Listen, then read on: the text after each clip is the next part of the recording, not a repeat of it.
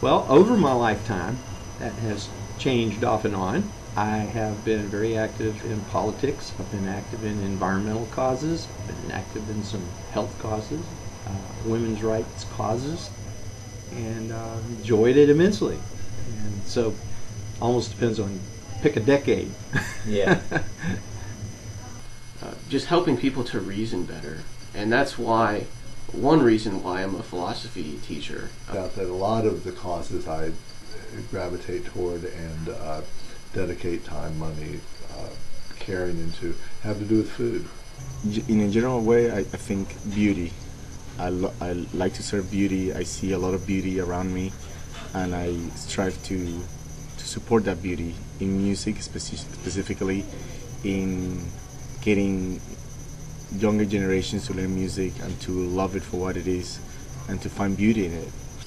Probably the primary cause that I'm concerned with now is global climate change. I've spent a number of years getting educated about it, and I think it's the biggest challenge to the long-term sustainability of the planet, much less people. Less landfill and more people who are healthy.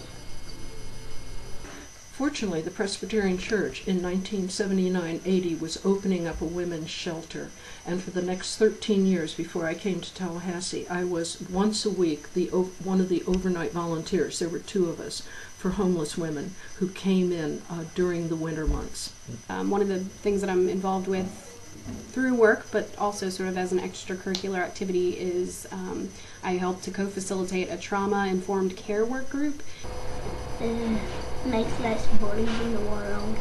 I am an urban planner, and I focus a lot on aspects of the city, and I'm specializing in transportation. And so one thing that I'm really interested in is improving walkability, making it communities more walkable. That way we're not as dependent on cars.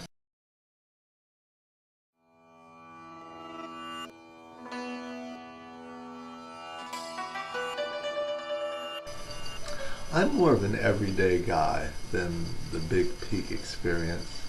I love holding my wife's hand, kissing her. I love that sensory experience. I love walking in the park, in the woods. I love just the simple pleasure of looking up at the sky. I love to look at clouds. I sing at the Unitarian Universalist Church here in Tallahassee, and throughout my life, I've been very involved with the arts, and for me, there's a true spirituality that comes often with opening yourself either to receive or give creativity. Well, I've always enjoyed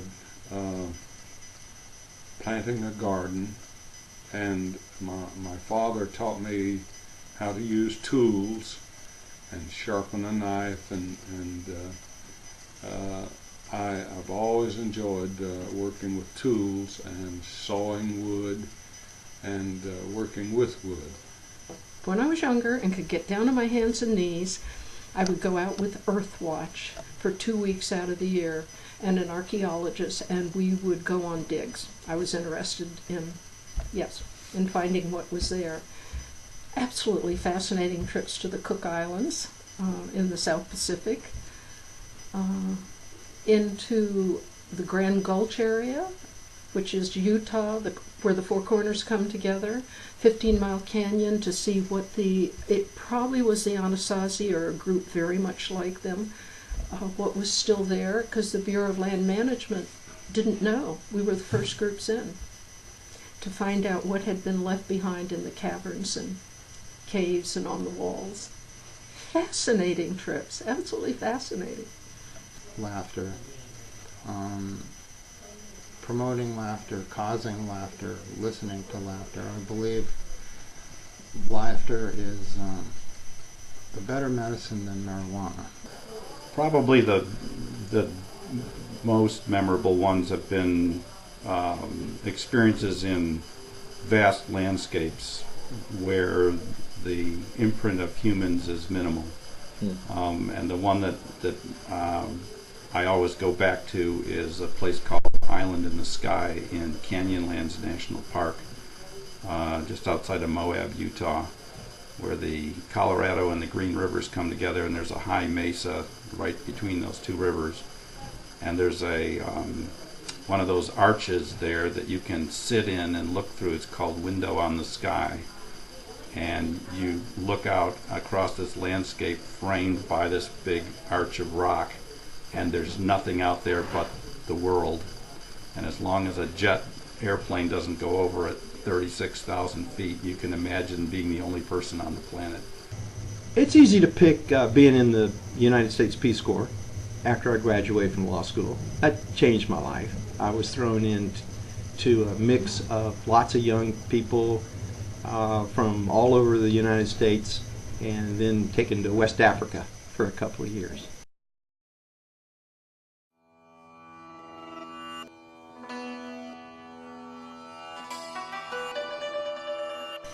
Got to college, and it took almost the entire 4 years, and I had always worked on the newspaper all 4 years, but they asked me to be editor, and I remember thinking, you know, I believe if I put my mind to this, I'm an art major now, I'm not an English major, or a poli-sci major, that I can understand things and do a good job. Gave me a tremendous amount of confidence. Every week, putting out a newspaper for a college.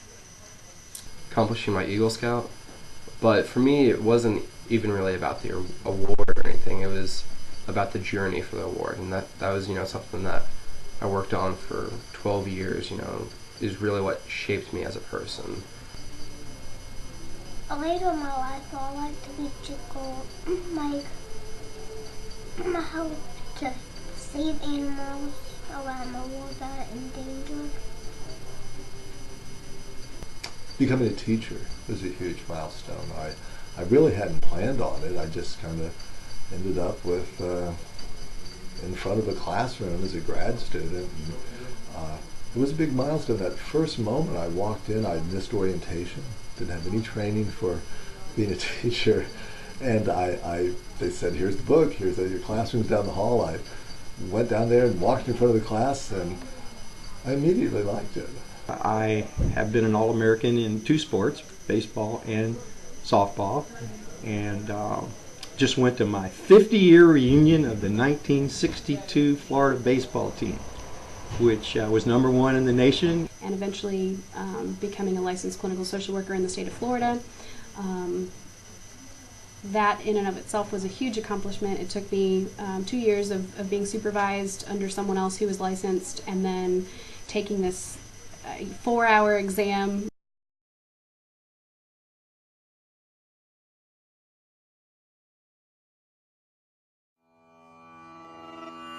I could stand to be less chicken, a little more courageous in terms of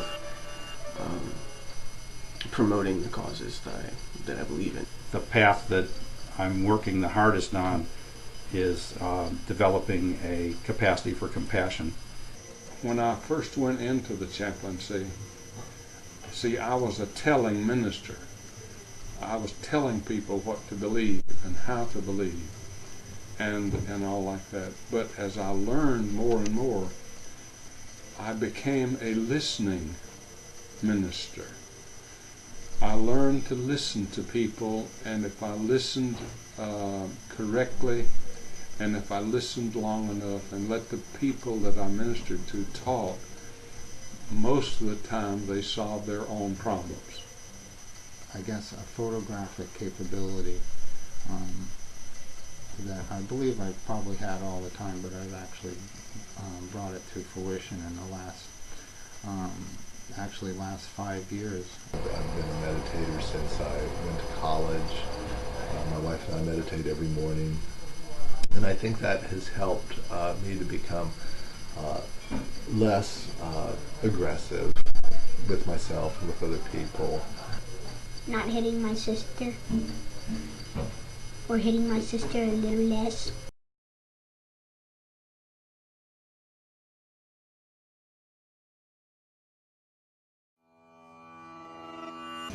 I would say definitely my relationship with my mother is a very important one to me. She's an optimistic person. She's someone that I know I can reach out to when I'm struggling with things, and she'll always be there to support me, and I have no doubt about that. One particular college professor who didn't even, I mean, she was a great teacher, but what she did that was really important for me was just excite the curiosity that caused me to want to learn. Like, she really pushed me to become a graduate student. I might not have if it hadn't been for her. My relationship to Margaret, she was a mother of children and was a great mother for them, and we've been married for, when she died a couple of years ago, we had been married 65 years. And so I think that my relationship to her was extremely meaningful to me. The older I get, the more I realize how important my parents have been. You sometimes hear people say kids don't appreciate their parents until they become parents, and I think for me that's been true. Now that I'm over 60 and my mother's 85, I'm still gaining an appreciation for how important my parents have been. Raising 7 kids, sitting, 7 of them sitting around the supper table, and thinking of good relationships with children today and grandchildren. So I really enjoy being the patriarch of this group at this point. This is going to sound corny, but my relationship with this church is very important to me.